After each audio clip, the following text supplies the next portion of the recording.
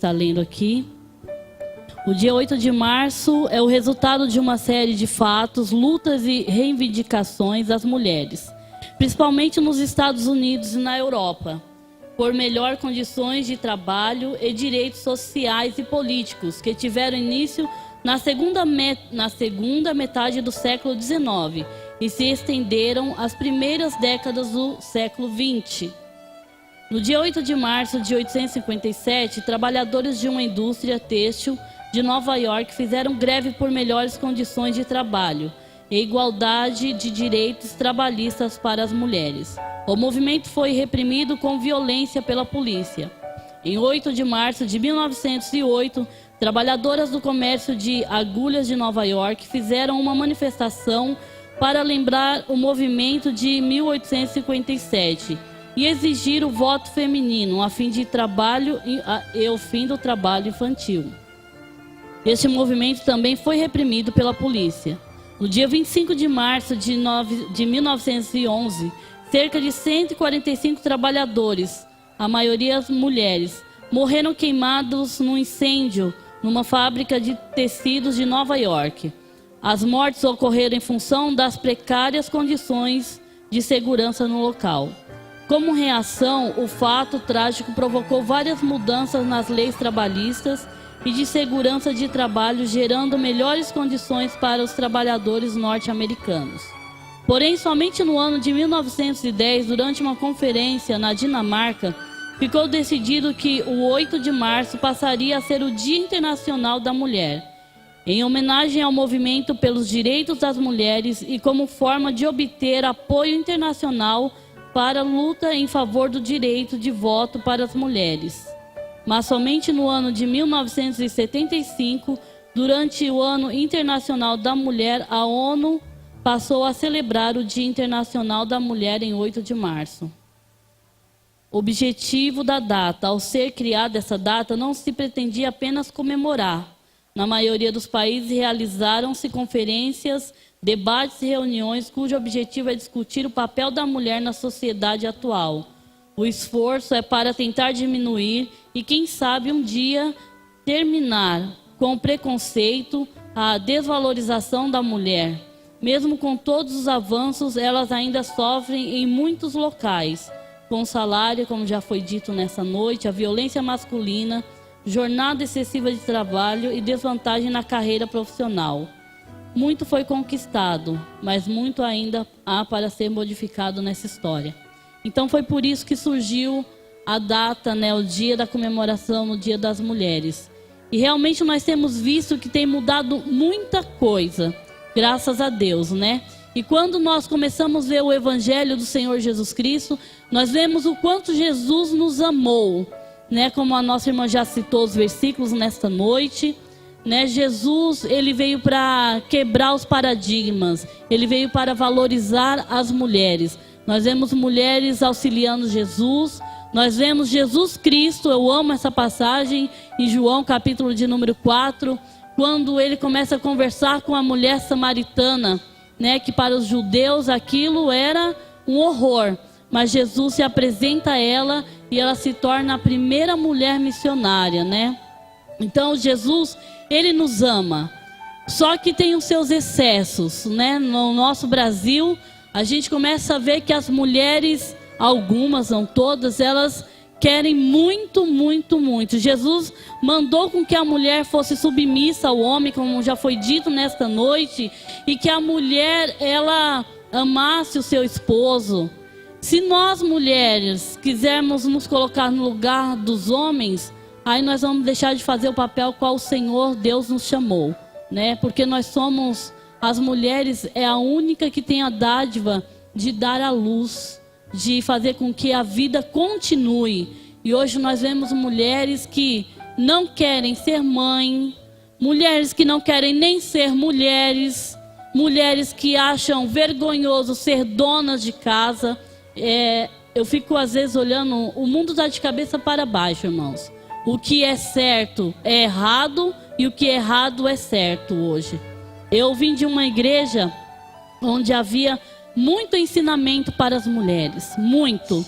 ensinando a nos valorizarmos a nós mesmos, porque para nós sermos valorizadas, primeiro nós temos que nos amar e saber quem nós somos. Quando nós nos casamos, nós não nos casamos para que o homem nos faça feliz. Nós já temos que ser uma pessoa bem resolvida, feliz. Nós vamos nos complementar. Porque se eu ficar exigindo com que o meu esposo faça com que eu seja feliz, eu vou cobrar algo dele que não é ele que tem que fazer isso. Porque existem muitas mulheres amargas, muitas mulheres contristadas, porque elas exigem demais do homem. Ela acha que eles que tem que fazer com que elas sejam felizes. E a nossa alegria verdadeira vem de Cristo, vem do Senhor. É Ele quem nos satisfaz, é Ele quem nos dá a alegria de viver. Então nós temos que ser sábia, né? A nossa irmã Maria José estava falando ali que a mulher, ela tem que ser sábia.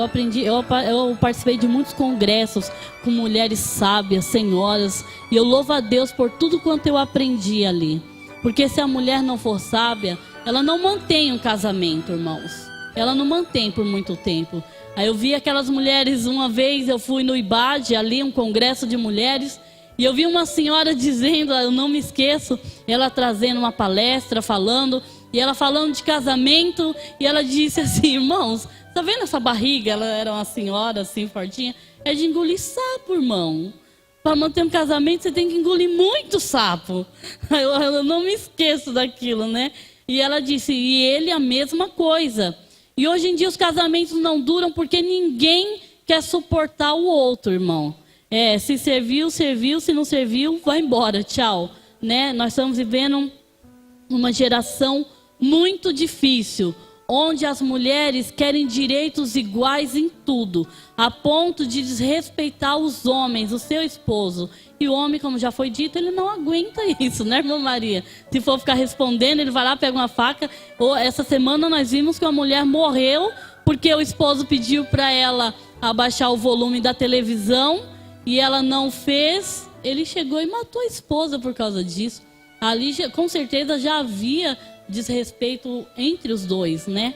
Mas o Senhor nos fez, nos deu sabedoria para suportarmos uns aos outros. Então nós temos que ser mulheres sábias. Como adquirir sabedoria? Conhecimento você adquire em uma sala de aula. Qualquer um pode adquirir conhecimento.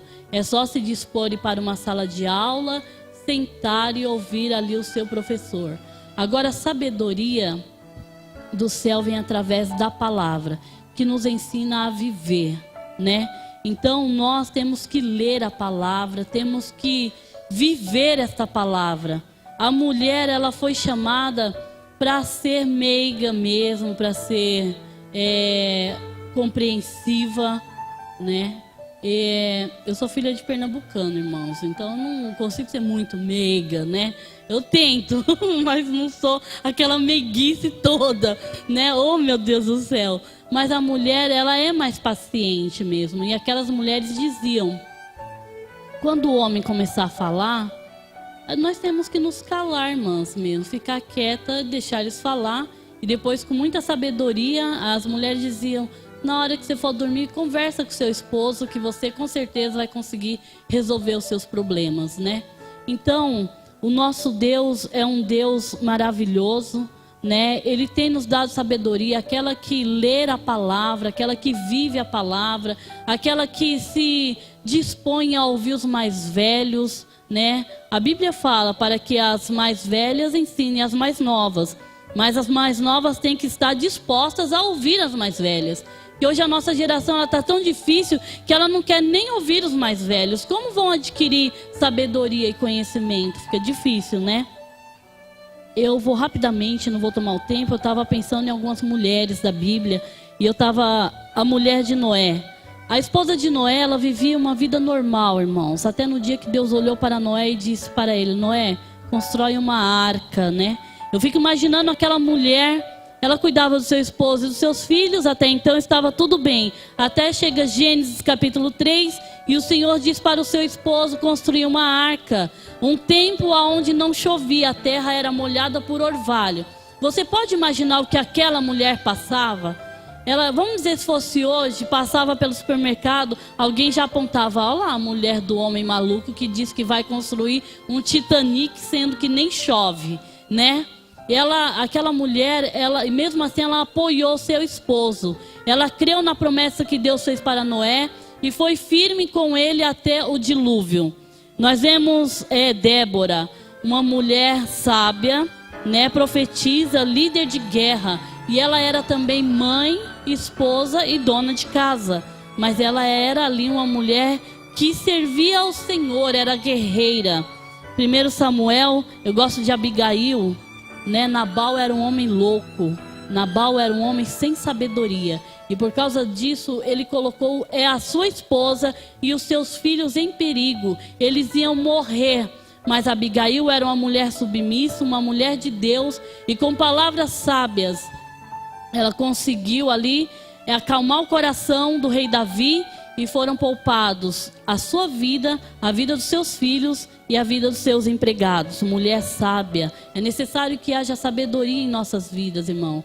É óbvio, né, como eu disse para a irmã Maria, Maria José, a Bíblia diz, né, que se o homem for apto para refrear as suas palavras, ele é apto para controlar todo o seu corpo. Quem não erra em palavras, né, irmão? É desafiador esse versículo, eu acho. É Sara, uma mulher cheia de fé, respeitosa, bonita e a mãe do povo de Israel. Miriam, a irmã mais velha de Moisés, profetiza, líder de louvor inteligente. Êxodo 15, 21. Raabe, uma mulher corajosa, né? Essa mulher também, por sua coragem, ela conseguiu salvar a sua família da morte, né?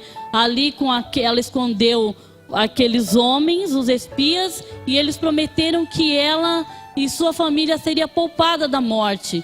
E ela alcançou a salvação, né? Conheceu o Deus vivo. Ruth, uma mulher leal, né? Ela disse ali para a sua sogra: aonde a senhora estiver, estarei eu, aonde pousar, pousarei eu. Foi uma mulher sábia, uma jovem de Deus. Maria, a nossa irmã já falou hoje, né? A Maria era uma jovem de 16 anos. Nós sabemos que naquela época, se uma jovem engravidasse antes do casamento, ela era apedrejada e morta. Mas ela aceitou a promessa de Deus, ela creu e o Salvador veio ao mundo para nos salvar através desta jovem, né? E nós vemos Priscila, ali em Romanos 16, 3, 4, professora, corajosa, cooperadora e líder na igreja. E tem a Rispa. Eu não sei se muitos irmãos conhecem essa mulher. Uma vez eu ministrei essa palavra, irmãs, em um lugar ali em Itanhaém, onde mães lutavam com seus filhos que tinham deficiência, né? E essa mulher, ela lutou pelos seus filhos ainda depois de mortos. Ela ficou, a história relata que os seus filhos foram mortos. Ela ficou 6 meses ali cuidando do corpo dos seus filhos. Depois de 6 meses não tinha mais nada. Ela queria um sepultamento digno. A Bíblia relata que de noite ela colocava um tecido para que o orvalho caísse e caísse água sobre os ossos, e de manhã ela ficava ali para que as feras não comessem o corpo dos seus filhos. Depois de morto, ela ainda lutou para que seus filhos tivessem um sepultamento digno. Então você, mulher, jovem, adolescente, criança, que ainda é uma menina, nós mulheres fomos chamadas para continuar dando vida, né? Para que tenhamos palavras sábias. Nós somos companheiras, irmãs. Não existe ninguém melhor do que ninguém. Eu não sou melhor do que nenhuma outra irmã. E eu entendo que não existe nenhuma outra melhor do que eu. Nós somos companheiras. Juntas nós somos mais fortes. Quando nós dobramos os nossos joelhos juntas, intercedemos, o céu se abre e Deus ouve as nossas orações. O Senhor nos chamou para ser intercessoras, porque nós temos um coração mais sensível, né? Nós somos mãe, nós sabemos o preço de uma vida. Nós carregamos uma criança 9 meses, nós amamentamos por mais 1 ano, nós carregamos essas crianças no colo de 5 a 6 anos. Nós sabemos o valor de uma vida, né? Então nós somos chamadas para produzir vida através dos nossos atos, através das nossas palavras e através das nossas atitudes, né? Que nós somos mais velhas, eu vou fazer 40 anos já, né? Eu fico pensando, meu Deus, parece que foi ontem que eu tinha 15, e às vezes eu vejo minha filha me chamando mãe, mãe, mãe, parece que alguns dias atrás era eu que dizia mãe, hoje eu já sou mãe, né? Então passa muito rápido. Nós somos companheiras. Nós na igreja, nós somos companheiras na fé, somos companheiras em oração. Não há, né, uma melhor do que a outra. Nós estamos juntas para orar, para interceder pelas nossas nações, pela nossa nação, pelos nossos esposos e pelos nossos filhos. Que Deus continue abençoando as nossas vidas, nos dando saúde, graça, sabedoria, paz. Que dos nossos lábios saiam palavras de vida para com os outros. Nós fomos chamados para isso, para dar vida, né? E o Senhor, a gente tem exemplos de mulheres sábias. Existe um projeto chamado Desperta Débora, que nos ensina a interceder não só pelos nossos filhos biológicos, mas pelos nossos filhos espirituais, né? Então você é uma mulher que foi chamada para ser forte, né? Não para esconder as nossas fraquezas, irmãos. Porque às vezes eu já ouvi um outro de uma ministração, uma mulher pregando, que hoje nós queremos mostrar uma santidade extrema, queremos mostrar que somos fortes. E a Bíblia, ela manda para que nós venhamos contar aos nossos irmãos as nossas fraquezas, pedir ajuda uns aos outros em oração. Então vamos continuar orando, vamos ser uma Débora, vamos ser uma Abigail, né? Vamos ser uma mulher sábia na presença de Deus, amém? E assim eu agradeço a oportunidade em nome de Jesus.